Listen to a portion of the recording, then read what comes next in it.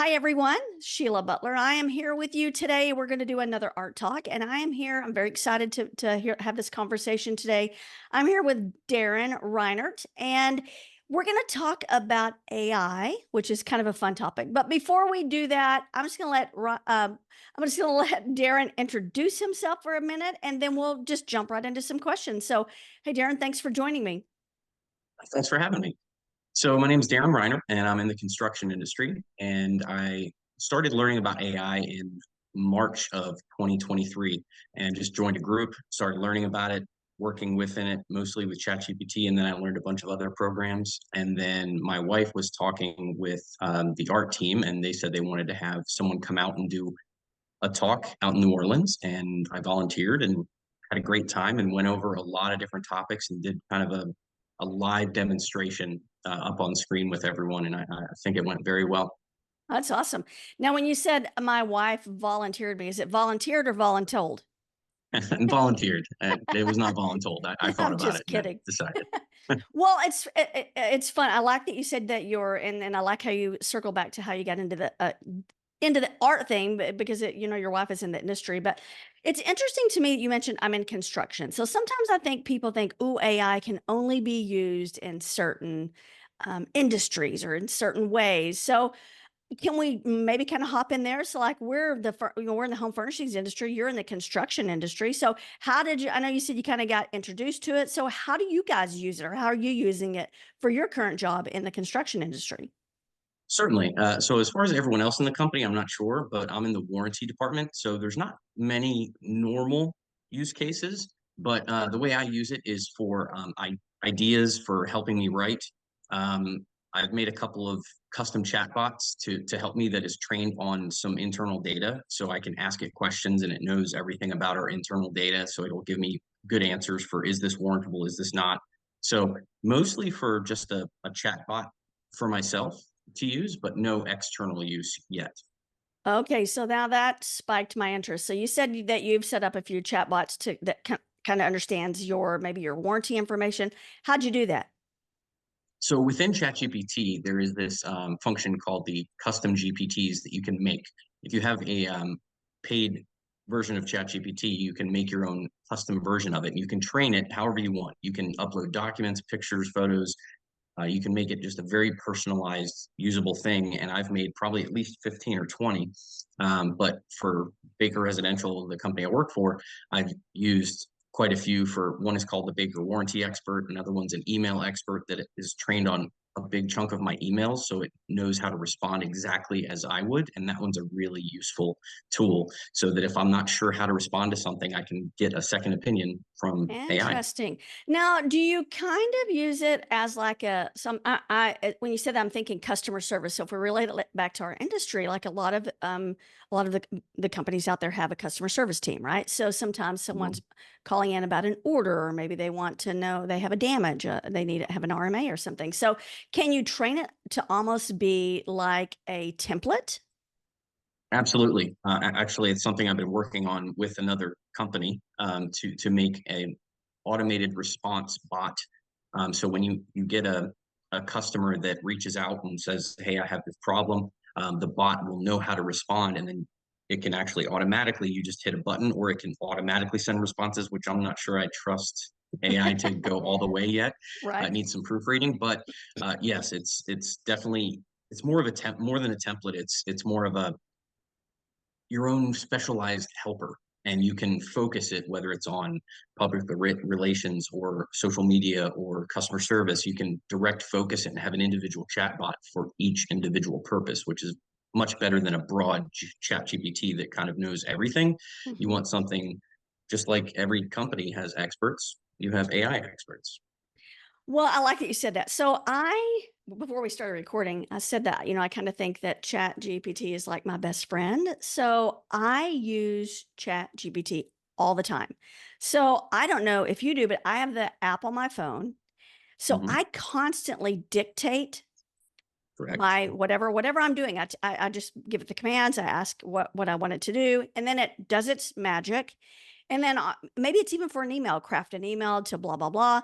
And then I go to my computer and it's there, and then I can wordsmith it a little bit, and I copy paste and send it. So let's talk. Do you use that the same way? Let's talk a little bit about that. Exactly. So yeah, I do a lot of dictation while I'm driving. So I'll just pull up ChatGPT while I'm driving and just have a conversation, whether it's about something personal or like a fun project I wanted to do with my kids. I wanted to do a escape room, or not an escape room, a murder mystery night with my kids, but I wanted to be in on the mystery. So I basically created this whole thing while I was driving, and I said I don't want to know any of the secrets or anything, and it crafted this whole thing. And whenever we're ready to start it, it's going to tell us who the murderer was, and it's really cool. So as far as dictation goes, just talk about your day, talk about notes about a meeting. It enables you to be productive while driving, which is great. And then, like you said, going back to your computer and pulling it up there, you can then have links in there and have that conversation on your laptop. Now, personally, I use ChatGPT about 95% on my phone. I do most of it from my phone, but a lot of people who have desk jobs, unlike me, use your PC more often. And so I could see the value of being able to just cross platform, go back and forth and talk about it. But having the dictation is very helpful. And there's actually a new version of ChatGPT coming out that's going to be even more responsive, quicker response. So that'll be very helpful for that use case. It's funny. The other day, I think I was doing some paperwork for a board, and there were just a ton of questions, and I used ChatGPT to get me started on all of those. Then, of course, I go back in and I make my edits and I change things around. And then I was being interviewed and for this board, and they one of the questions was, "Did you use ChatGPT, or did you use any type of AI to help you complete any of your information?" And I'm like, well, absolutely. And then they were like, "How did you use it?" And I'm like, "Absolutely. I mean, I'm pretty sure ChatGPT is my best friend." It's like having an assistant, right? So if I need Yeah. something, even the calculations, if I can quickly put it into ChatGPT, I don't have to stop, get my calculator, get my phone or what. I mean, it really is like an assistant. Is it 100% first time? I haven't had any issues like with problems, math problems. I'm not doing high level trigonometry or anything, but I am doing just basic math, but it tells, I mean, it is like having an assistant. Yeah, for research, it's very good. Now, there's a lot of people, and earlier on in AI, you couldn't trust it at all. Now, I never 100% trust any response that I get, but I use it for research all the time. I pretty much don't use Google very much anymore. I use ChatGPT and I ask it to cite sources, and then I can click on the sources to verify the information. So if it's anything I'm going to be presenting to someone else, I always double, triple check all the information. But for personal use, it's better than Google, in my opinion. Yep, same way. I am not the best writer in the world. I have a lot of thoughts in my head. I'm a much better talker and communicator. So for writing blog posts or content or anything, I do the same thing. I just dictate it into the phone, and then I go in, edit, add links, add photo. I mean, I wordsmith it and massage it Mhm. a bit, but in general, it has it there for you. I mean, I can't with my team the other day, we were talking about this. I'm like, you guys have to be using your phone to dictate. I mean, it's like better than sliced bread. Yeah, I've actually been talking to a few people in other industries, as well as in the art realm, and they were told, "Hey, AI, you need to start using it." And they're like, "Okay, but how? What do I use this for?" Just everyone's using AI, and they weren't given any instruction on that, and that's where I feel companies have let their employees down, is telling them to use something and not instructing them how to use it properly. And that's where I love to help people and talk with people on how to use AI properly. Yeah. Because personally, I kind of made this up. I have an evolution of AI use, kind of stages of adoption that I went over during the art conversation in New Orleans. And the first one is for fun. Use Yeah. it kind of just like Google, and then after that for research and information, and then for learning, actual learning, it's a great teacher, because it'll tell you information how you need to hear it. And then daily use, that's a big one. Once you get to a daily use of AI, it's extremely helpful. Your muscle memory gets better with it. And then as a work assistant, creating meaningful creations after that. And then the final, I believe, would be a teacher expert. That's someone where you feel comfortable enough to impart that knowledge to someone else and help them use it the proper way, because there's so many improper ways to use AI. And unfortunately, I'd say only about 20% of the people using AI are using it to its full extent and properly. Yeah. No, I agree.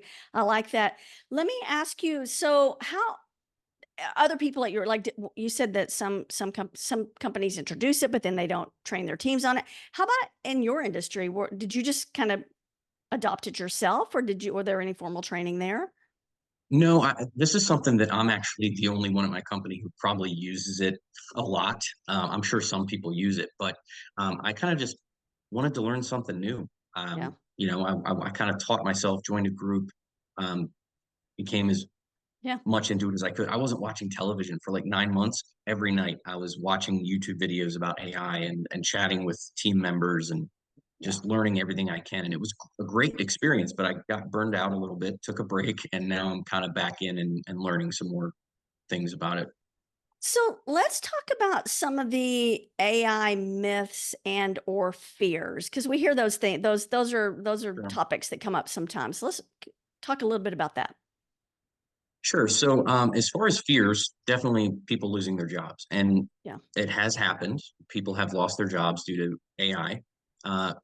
About 6 months ago, there was a big push, and a lot of people lost their jobs. And then companies realized, oh, AI isn't doing everything we expected it to, and they did some hiring back. But there are still job loss, and there will still be more job loss. There's a lot of articles out there about that. So that is a fear that is true, but as far as adoption goes, as long as people treat it as a pilot co-pilot, because the human element can't be replaced. I've had a few conversations, even with my wife, about, can AI do this? Yes, but having a human counterpart to direct it, that's the only way it's going to be a good, valuable member of the team. Kind of like trying to build a house with just a hammer. It's a tool. You Right. need a human to run that hammer. So that's how I feel about AI. Now, some myths are is that there's going to be, millions and millions of jobs and it's going to take over everything. Well, it could in the future, but we're a long ways away. Right now, we're just in the generative AI period, and that's where it's kind of doing what it is now. You're using it to generate things. As far as taking over completely automation, when it gets there, I might get a little more scared, but certain jobs are a little bit more, I guess, safe. And smaller companies, I believe, are safer. It can help them not hire more people, but not have to let anyone go. So you can be more productive with a smaller team. And for small and medium sized businesses, I think they're going to be able to utilize it in a positive way, whereas large corporations are going to use this as a excuse to save money. So I believe the larger companies are going to be the ones who hurt people the most with it. Well, I've always been kind of under the belief of I always leverage technology. So you Mhm. get the right team members in place, but you have to give them the tools, right? So there's nothing Correct. wrong with tools. And this is to me, I'm with you. I see this as another tool. Some people are going to use it for good, and some are going to use it maybe for evil, or if that's kind of a strong word. But in general, it is a tool. It can't do everything, but it's a kicking off point for us on a lot of things. I can throw a job I could, dictate a job description or job ideas of what I'm wanting around a job, and it'll create an entire job description. Or, my oldest son homeschools. So the other day I was like, oh, I wonder why I'm not using Chat GPT to help me come up with a curriculum for his history that's outside of a normal curriculum. So I told it a couple of books that I wanted to use, and it put together an entire I did the same curriculum. thing. I Yeah, did the same thing. right. Yeah. And It's a it's very it's just useful tool. amazing. It is. I personally wouldn't be scared by it, because using it every day, you're going to realize its capabilities. I've tried to beat my head against the computer screen sometimes, trying to get it to do something Yeah, properly, and it does it. I'm like, okay, I don't need to be that worried. My yeah. job's pretty safe, But it's definitely a lot of fun to use. I'll tell you that. I've had a lot of great conversations, and that's another point that if you would like for me to talk about how to properly use ChatGPT Love it. Yeah, in a let's do very that. quick way. A lot of people just ask it a question and then take its answer and say, okay, here's my answer. I'm done. Well, the best way to use a, a large language model like ChatGPT is to have a full on conversation. So, multiple questions, answers back and forth, and asking it, hey, um, I need to write this email to someone about this and this and this. And then it gives you an email. If you copy and paste that, it's not going to go well. So Right. if you have a full blown question answer and ask it, okay, I want to change this, or I want to change the tone, or I want to add this, it, it's basically iterating. and that's where you're going to get the best results. It's also now there's memory built into ChatGPT, so it's going to remember certain things so that when you talk to it again, it's going to remember certain things about your conversations, which is a very helpful thing. So you don't have to keep saying the same thing over and over again.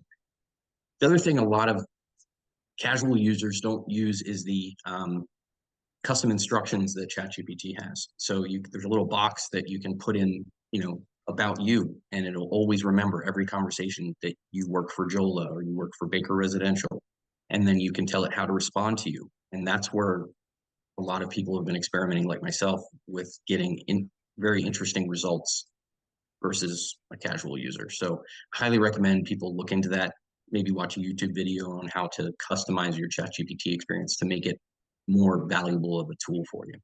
It's really about the prompts, right? So I Yeah. think I Oh read yeah. an article or a book about it really is about the prompts. And Hmm. a lot of times, like you said, I'll put something in there. It's not quite what I want. So I'll go, well, rewrite that to be like this, or what about this instead of that? Or compare this to that. It does a really good job. Is it perfect? No, but it's research. It really does the research for you. I think you said that earlier, and I believe that really nails it down. It's like a research tool.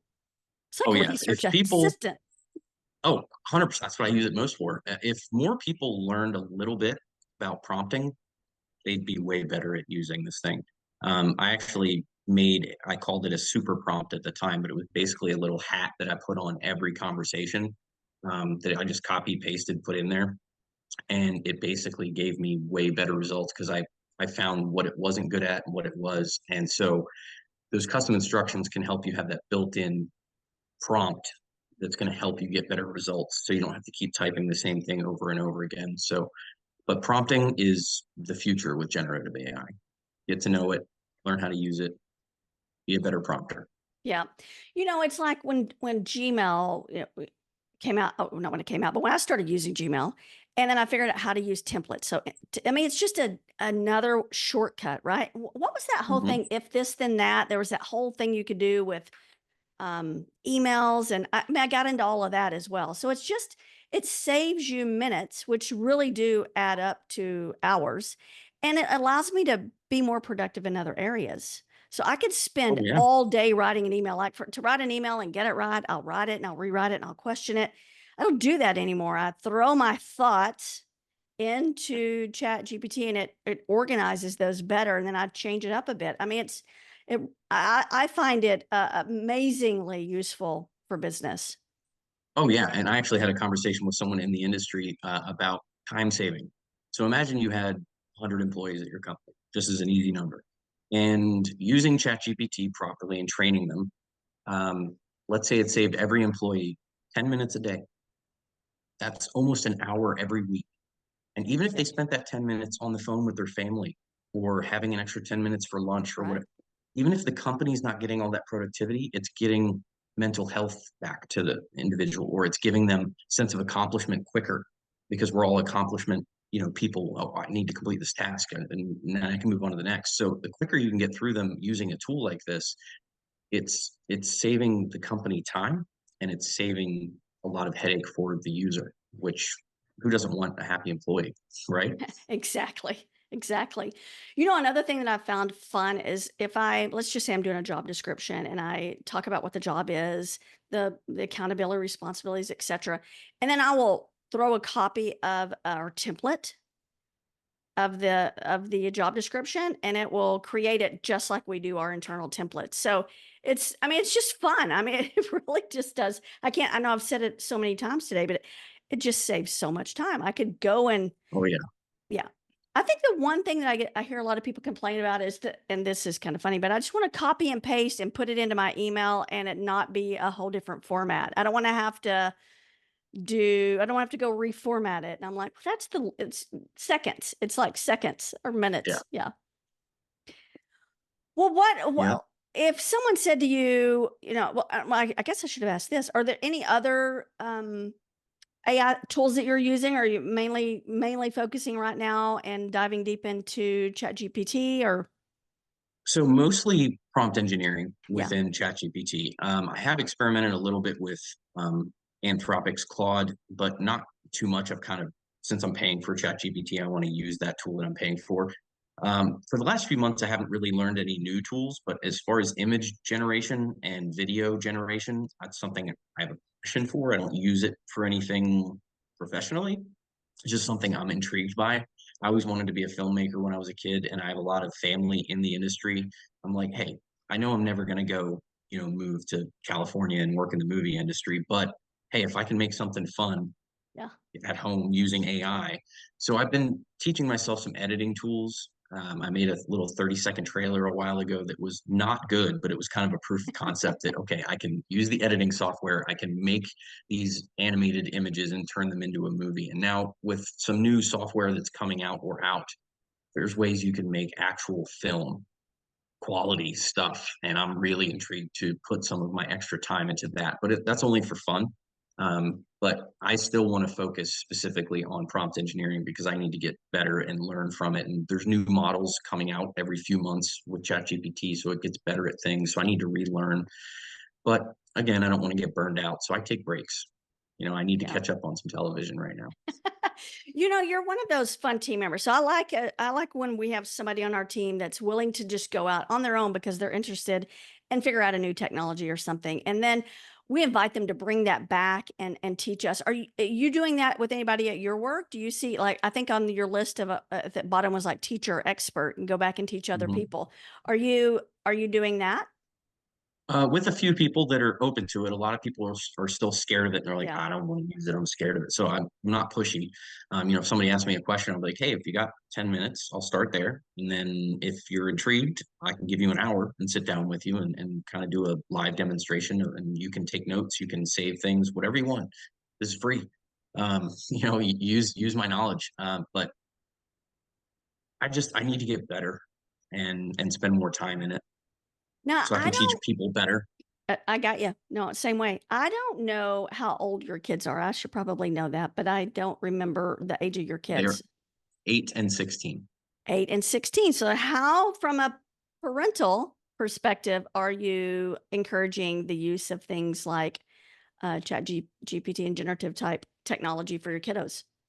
So for the 8-year-old, not much except fun stuff for me to do, like bedtime stories. I've done some of those, or just fun games we can do. It just I would say low level use for her. But for the 16-year-old, I've actually encouraged her to. Let's say she's writing a paper. Don't use it at all. Write your paper, and then copy paste it, put it into ChatGPT, and say, hey, can you give me any pointers on this? Because this is my writing, and I don't want to change it too much, but I want to make sure my grammar's correct. I want to make sure that it flows properly. Can you make any suggestions? And asking a question of ChatGPT like that versus saying, fix this for me, you're going to get very different results. And so I told her to use it as that kind of checker slash advice giver, Yep. which she comes to us with that too, more so my wife, because she's more of a writer than I am. But having it check things is very helpful. But other than that, Yeah. I'm not. I know my daughter uses it like I do. She doesn't use Google that much anymore. So Yeah.